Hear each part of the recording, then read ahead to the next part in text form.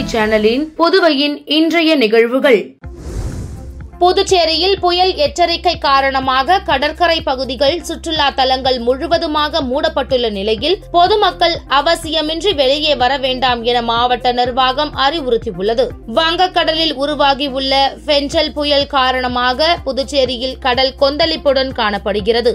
இதனால் அலைகள் 7 அடி வரை ஆக்ரோஷமாக எழுவதால் ராக் பீச், பாண்டி மெரினா உள்ளிட்ட கடற்கரை பகுதிகள் மற்றும் சுற்றுலா தலங்கள் முழுவதுமாக மூடப்பட்டுள்ளன. புயல் காரணமாக துறைமுகத்தில் 7ஆம் எண் புயல் எச்சரிக்கை கூண்டு ஏற்றப்பட்டுள்ள நிலையில் 5வது நாளாக மீனவர்கள் கடலுக்கு செல்லவில்லை. கடற்கரை பகுதிகள் முழுவதும் போலீசார் பாதுகாப்பு பணியில் ஈடுபட்டு வருகின்றனர். மேலும் பள்ளி கல்லூரிகளுக்கு இன்றும் விடுமுறை அளிக்கப்பட்டுள்ளது. இன்று காலை முதலே வானம் மேகமூட்டத்துடன் காணப்பட்டு வருவதால் குளிர்ந்த சூழ்நிலை காணப்பட்டு வருகிறது. அவ்வப்போது விட்டுவிட்டு லேசான மழை பெய்து வருகிறது. சுற்றுலா பயணிகளின் வருகை குறைந்ததால் வார இறுதி நாளான இன்று பிரதான சாலைகள் வெறிச்சோடி காணப்படுகின்றன. மேலும் புயல் தொடர்பான புகார்களுக்கு இலவச உதவி எண்களான 112-107 மற்றும் வாட்ஸ்அப் எண் 9488981070 ஆகியவற்றை பயன்படுத்திக் கொள்ளலாம் என மாவட்ட நிர்வாகம் அறிவுறுத்தியுள்ளது. பெஞ்சல் புயல் காரணமாக புதுச்சேரியில் கடல் சீற்றத்துடன் காணப்படுகிறது. கடற்கரையில் முதலமைச்சர் ரங்கசாமி ஆய்வு செய்து புயல் மழை நிலவரம் குறித்து கலெக்டர் குலோத்துங்கனிடம் கேட்டறிந்தார். பெஞ்சல் புயல் காரணமாக காலை முதல் புதுச்சேரியில் மிதமான மழையும் மிதமான காற்றும் வீசி வருகிறது. இதனால் தாழ்வான பகுதியில் உள்ள மக்கள் பாதுகாப்பான இடத்தில் தங்க வைக்கப்பட்டுள்ளனர். இந்நிலையில் மழையின் பாதிப்புகள் குறித்தும் கடல் சீற்றம் குறித்தும் மாவட்ட ஆட்சியர் குலோத்துங்கன் பார்வையிட்டார். அப்போது அங்கு வந்த முதலமைச்சர் ரங்கசாமி புயல் மற்றும் மழை நிலவரம், நிவாரண பணிகள் குறித்து மாவட்ட ஆட்சியரிடம் கேட்டறிந்தார். மேலும் அனைத்து முன்னெச்சரிக்கை நடவடிக்கைகளும், உணவு வழங்குவதற்கான ஏற்பாடுகளும் தயாராக இருக்க வேண்டும் என உத்தரவிட்டார். பெஞ்சல் புயல் தீவிரமடைந்துள்ள நிலையில் புதுச்சேரியில் 1 மணி நேரத்திற்கும் மேலாக கனமழை பெய்து வருகிறது. இதனால் சாலைகள் மற்றும் தாழ்வான பகுதிகளில் மழைநீர் சூழ்ந்துள்ளதால் பொதுமக்கள் வெளியே வர முடியாத சூழல் உருவாகியுள்ளது. பெஞ்சல் புயல் காரணமாக புதுச்சேரியில் காலை முதல் மிதமான மழை பெய்து வந்த நிலையில் கடந்த 1 மணி நேரத்திற்கும் மேலாக பலத்த காற்றுடன் கனமழை பெய்து வருகிறது. தாழ்வான பகுதிகள் மற்றும் சாலைகளில் மழைநீர் தேங்கியுள்ளதால் பொதுமக்கள் மிகவும் சிரமத்திற்கு உள்ளாகியுள்ளனர். மேலும் காற்றின் வேகம் அதிகரித்து வருவதால் பல்வேறு இடங்களில் மின்தடை ஏற்பட்டுள்ளது. மீனவர்கள் 5வது நாளாக கடலுக்கு செல்லவில்லை. மேலும் புதுச்சேரியிலிருந்து சென்னை மற்றும் காரைக்காலுக்கு பேருந்து சேவை முற்றிலுமாக நிறுத்தப்பட்டுள்ளது. ஒரு சில இடங்களில் மரங்கள் விழுந்து போக்குவரத்து பாதிப்பு ஏற்பட்டது. அதனை தீயணைப்பு துறையினர் விரைந்து வந்து சரி செய்தனர். புயல் காரணமாக அனைத்து திரையரங்குகளிலும் மதியம் மற்றும் மாலை காட்சிகளை ரத்து செய்ய மாவட்ட ஆட்சியர் உத்தரவிட்டுள்ளார். புயல் கரையை கடக்கும் வரை அத்தியாவசிய தேவைகள் இன்றி பொதுமக்கள் வெளியே வர வேண்டாம் என மாவட்ட நிர்வாகம் அறிவுறுத்தியுள்ளது. புனித ஜென்மராக்கினி அன்னை பேராலயத்தில் பங்கு பெருவிழா கொடியேற்ற நிகழ்ச்சியில் ஏராளமான கிறிஸ்தவர்கள் கலந்து கொண்டனர். புதுச்சேரி மிஷன் வீதியில் உள்ள புனித ஜென்மராக்கினி அன்னை பேராலயத்தின் 333வது பங்கு பெருவிழாவை முன்னிட்டு நேற்று மாலை கொடியேற்ற நிகழ்ச்சி நடந்தது. சிறப்பு விருந்தினராக ரோம் நகரிலிருந்து வந்த இந்திய தூதுவர் லியோ போல்டே ஜெரலி கொடியேற்றத்தை துவக்கி வைத்தார். புதுச்சேரி கடலூர் மறை மாவட்ட பேராயர் பிரான்சிஸ் கலிஸ்ட் முன்னிலை வகித்தார். பேராலயத்தின் பங்கு தந்தை ரொசாரியோ தலைமை தாங்கினார். இவ்விழாவை தொடர்ந்து வரும் 7ஆம் தேதி முதல் சிறிய தேர் பவனி மற்றும் திருப்பலி நிகழ்ச்சி நடக்கிறது. முக்கிய நிகழ்வான 8ஆம் தேதி காலை 6:30 மணிக்கு கூட்டு திருப்பலி நிகழ்ச்சியும் மாலை 6:30 மணிக்கு ஆடம்பர தேர்பவனியும் நடக்கிறது. 9ஆம் தேதி கொடி இறக்க நிகழ்ச்சி நடக்கிறது.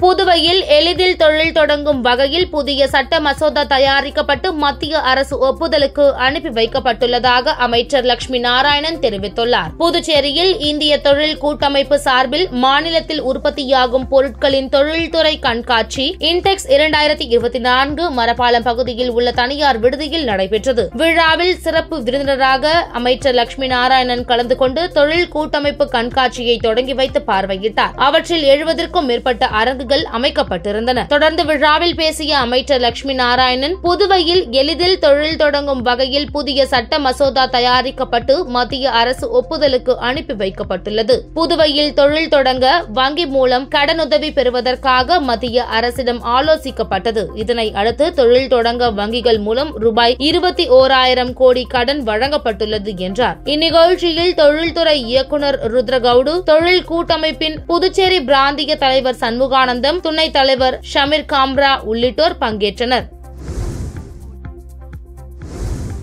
புதுச்சேரியை சேர்ந்தவர் குணசேகரன் மாற்றுத்திறனாளி. இவர் மரப்பாலம் பகுதி 100 அடி சாலையில் சென்று கொண்டிருந்த போது சாலையில் விலை உயர்ந்த செல்போன் கிடந்துள்ளது. இதனை பார்த்த குணசேகரன் செல்போனை எடுத்து சென்று சைபர் கிரைம் காவல்துறையினரிடம் ஒப்படைத்தார். இதனை அடுத்து இன்ஸ்பெக்டர் தியாகராஜன் தலைமையிலான போலீசார் விசாரணை மேற்கொண்டு கைபேசி உரிமையாளரை அடையாளம் கண்டறிந்தனர். அதன்படி கைபேசியானது புதுச்சேரியில் வங்கியில் பணிபுரியும் ஹரி என்பவருடையது என்பது தெரியவந்தது. அவரை வரவழைத்த போலீசார் குணசேகரன் நிலையில் அதை ஹரியிடம் ஒப்படைத்தனர். குணசேகரனின் பண்பை பாராட்டும் வகையில் இன்ஸ்பெக்டர் தியாகராஜன் அவருக்கு பொன்னாடை போர்த்தி கௌரவித்தார்.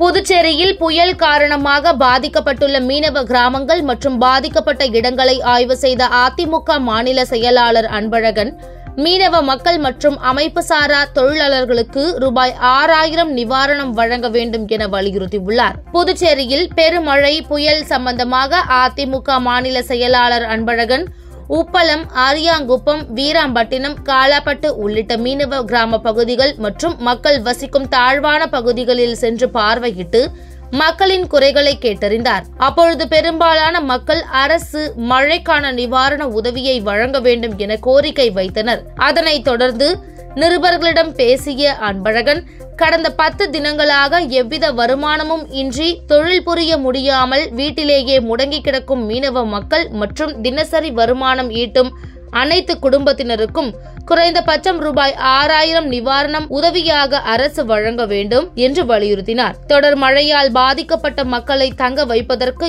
எந்த தனியார் பள்ளியும் முன் வராதது மனிதாபிமானமற்ற செயலாகும். புதுச்சேரியில் உள்ள தனியார் பள்ளி கல்லூரிகளை மக்கள் பாதுகாப்பாக தங்குவதற்கு திறந்துவிட மாவட்ட ஆட்சியர் நடவடிக்கை எடுக்க வேண்டும் என வலியுறுத்தினார்.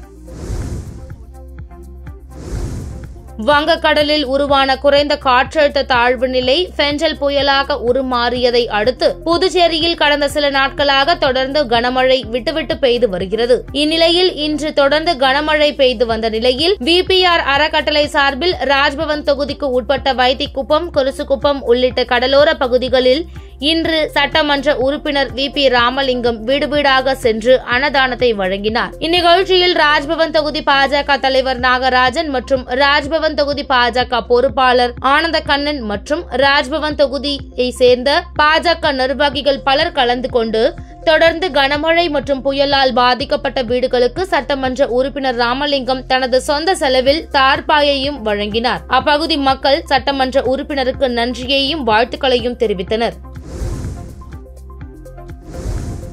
இந்தியாவின் குகேஷ், நடப்பு சாம்பியன் சீனாவின் டிங் லிரென் இடையிலான உலக செஸ் சாம்பியன்ஷிப் போட்டி சிங்கப்பூரில் நடந்து வருகிறது. 14 சுற்றுகள் கொண்ட இந்த போட்டியின் 3 சுற்றுகள் முடிவில் இருவரும் ஒரு வெற்றி, ஒரு தோல்வி, ஒரு டிரா என 1.5 புள்ளிகள் பெற்றனர். இந்நிலையில் இன்று நடைபெற்ற 4வது சுற்றில் குகேஷ் கருப்பு நிற காய்களுடன் ஆடினார். இதில் டிங் லிரென் உடனான ஆட்டத்தை டிரா செய்தார். இதுவரை முடிந்துள்ள 4 போட்டிகளில் இருவரும் தலா 2 புள்ளிகளை பெற்றுள்ளனர். தென்கொரியாவின் வான் பாதுகாப்பு மண்டலத்திற்குள் 5 சீன ராணுவ விமானங்களும் 6 ரஷ்ய ராணுவ விமானங்களும் நுழைந்ததாக அந்நாட்டு ராணுவம் அறிவித்தது. இதனைத் தொடர்ந்து தென்கொரியாவின் ராணுவம் போர் விமானங்களை ஏவியது. இதனால் தென்கொரியாவில் போர் பதற்றம் ஏற்பட்டது. கிட்டத்தட்ட 4 மணி நேரம் தென்கொரியாவின் வான் பாதுகாப்பு மண்டலத்திற்குள் வட்டமடித்த 11 சீன மற்றும் ரஷ்ய ராணுவ விமானங்கள் பின்னர் பாதுகாப்பாக வெளியேறின. முன்னறிவிப்பின்றி சீன மற்றும் ரஷ்ய ராணுவ விமானங்கள் தென்கொரிய வான் பாதுகாப்பு மண்டலத்திற்குள் பறந்ததற்கு தென்கொரியா எதிர்ப்பு தெரிவித்தது.